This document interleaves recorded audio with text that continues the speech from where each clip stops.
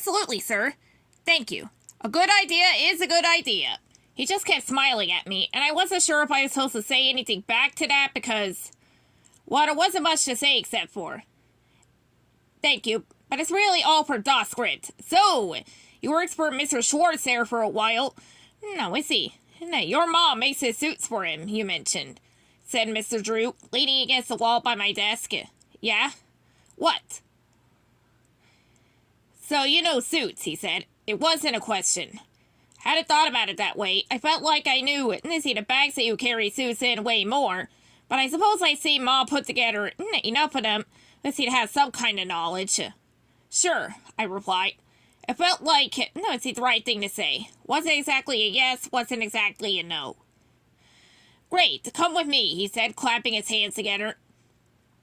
I looked over at Miss Lambert, who was watching us closely.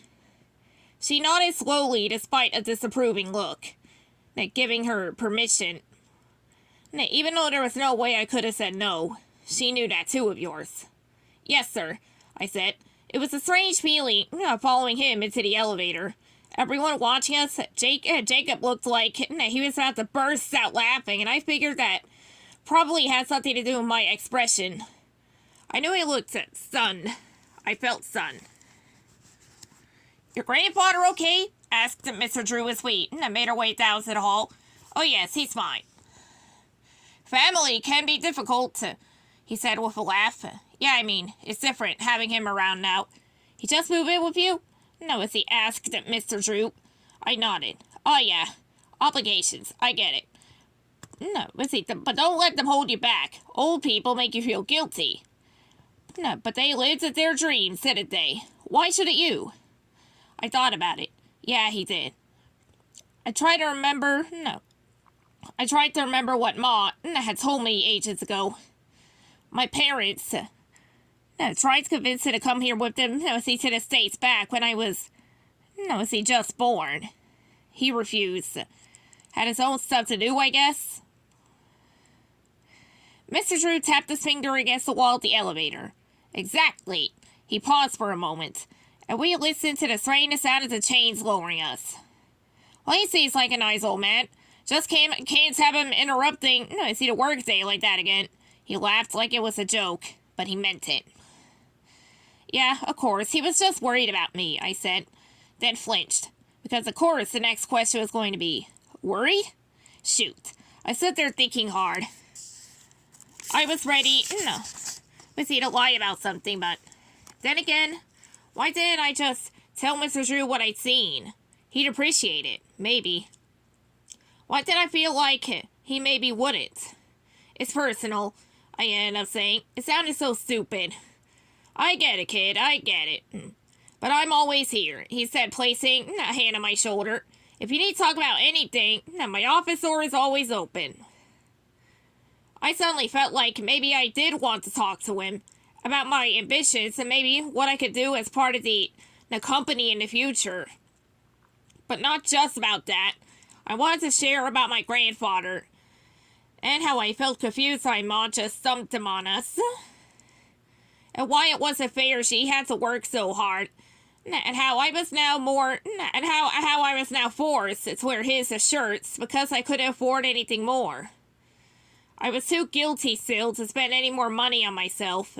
Not yet, at any rate. I didn't say any of that, of course. I just followed him through the lobby and into the car, waiting for us. It was really clean on the inside and it smelled like leather. The seats were soft to the touch. There was also so much room I could almost stretch my legs out full. Nice car, isn't it? Said Mr. Drew, smiling at me. Very nice car, sir, I said. He gave me a wink and leaned back in the seat, turning his head to look out the window. So I did the same and watched as my city went by in an unusual new kind of way. I hadn't been inside too many cars in my life. Sure to back of Zip's truck for a block or two. Even riding the bumper of it. Nick's old, beat up, jalopy. And I'd taken a cab once in a while, but not that many times, and always on someone else's dime. So to see the world from the street, to be part of traffic for once, not just dodging it, made me feel real big. Made me feel good. We drove up Fifth Avenue and pulled to a stop in front of a shop across from the park. Sat down onto the sidewalk. A woman in a big hat almost walked right into me. Her little white poofy dog, almost crushed under my big clown feet. What do you think? Asked Mr. Drew as we looked at, the front of a small swanky suit shop. In the window was a perfectly tailored pinstripe suit with shiny black loafers that glinted in the afternoon sun. I think, why'd you ever go with Mr. Schwartz? I replied. Mr. Drew laughed and gave me a slap on the back. Come on in, buddy, he said. We went inside. It was dark, but I couldn't see any dust at all floating in the shafts of light. Instead, everything shone. Even the wood shelving. There was a glow to it all. A balding man with small round glasses and a simple navy blue suit came over to us. He had a measuring tape draped over his neck, and it looked so good I thought maybe this was a new trend people were wearing out on the street. Mr. Drew, come in, he said. Let's see how this tux fits you. I understood better then. Mr. Schwartz did not do fancy dress wear. He didn't have enough clients. I waited as Mr. Drew changed his crisp black tuxedo. And I marveled at how neat and clean it was. He stood there with his arms out wide as the tailor measured him with the tape, making little notes on his pad as he did. Taking the measure of a man, said Mr. Drew with a chuckle. Always, Mr. Drew, replied the tailor. Learn anything? Some folks have really long arms, replied the tailor. Mr. Drew laughed heartily at that. Then he turned to me. How's it look, Bunny? Really good, I said. I felt a pang in my gut as he's sitting there in my grandfather's itchy shirt. And trousers with a hole, sewed shut in the knee. We're hosting a party. The studio, big fancy shindig, hotel rooftop, dancers, the workers. Mr. Drew grinned widely. Sounds great, I said, because it did. Gotta look good, gotta make them all think, he paused. Gotta make them all know, buddy. No, we mean business. Expansion in all ways. The theater, I said, remembering. Mr. Drew looked at me and nodded. Exactly. So the studio is doing well, I said, feeling relieved. Mr. Drew looked at me kind of funny. What do you mean by that? Oh, well, people are saying that. Well, I stopped talking because the funny expression had turned into something less so. More severe. Who's been saying? I glanced at the tailor, who had propped himself up on the counter for a moment to scratch out some things on his pad. The eyes flicked up to me and then down. Not really anyone, just... when I was caught talking, stuff in the closet, and I was told we couldn't afford to waste supplies, and... well... Miss Lambert? Yeah, well, she's a good worker, but she's a woman, buddy, Mr. Drew said, looking front and cracking his neck to one side. What does that mean? It means that I don't always understand business. I wasn't sure I believed that. Ma was pretty great with money as she worked hard, and Dot seemed to know everything going on at the studio. Something even more than Mr. Drew himself seemed to know. Look, here's the truth, kid, continued Mr. Drew. He was staring at himself in the mirror now, and it was almost like he was talking to his reflection. There are always going to be people who are trying to bring you down. Maybe it's sabotage. That's easy because you can see it. Right there in front of your eyes. Maybe it's whispers of gossip. The worst is betrayal. Henry, that's the worst.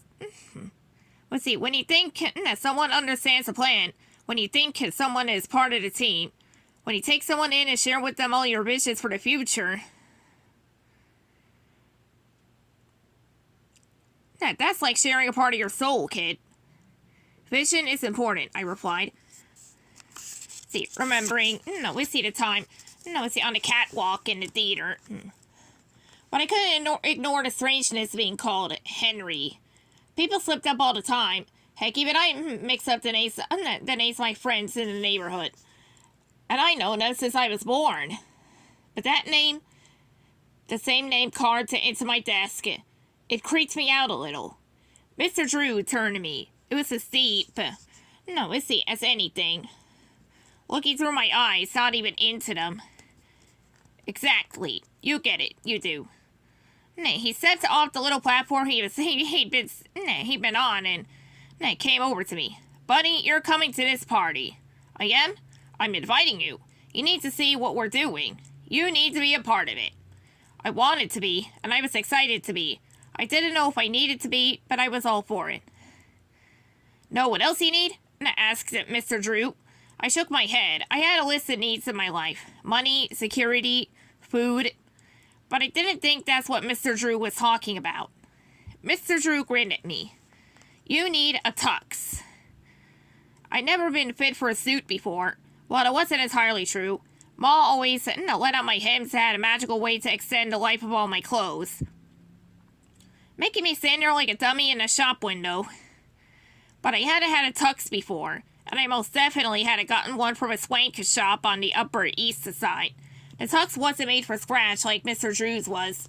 It was one that had been returned to the tailor, but for some reason. One that he was reselling. So he let out the hem of the trousers. Which always happened with me. It brought in the waist a bit. It did it so quickly Mr. Drew and I barely had to wait before I was handed a fancy black bag, with a hanger popping out at the top. I was used to carrying these kinds of bags for other people, but this one was mine, and that made all the difference. So what do you think, kid? Asked Mr. Drew as he climbed back into his car. I think it's amazing. Thank you, sir. I was still in shock from the whole thing. It is nothing, said Mr. Drew with a wave of his hand. So, kid, where do you live? I didn't know what to say at that moment. Not that I don't know the answer, it was just, hey, buddy, he said, placing a hand on my shoulder. I know what it's like. You don't have to be ashamed. I looked at him. It was hard not to be. It wasn't just growing up in my neighborhood or being poor. That was bad enough. It was living in a tenement apartment that I shared with my ma and grandpa. Where all the apartments on my floor and the one below shared one small bathroom. Where the water was shut off for random reasons sometimes and the lights buzzed too loudly. How could I be proud of that?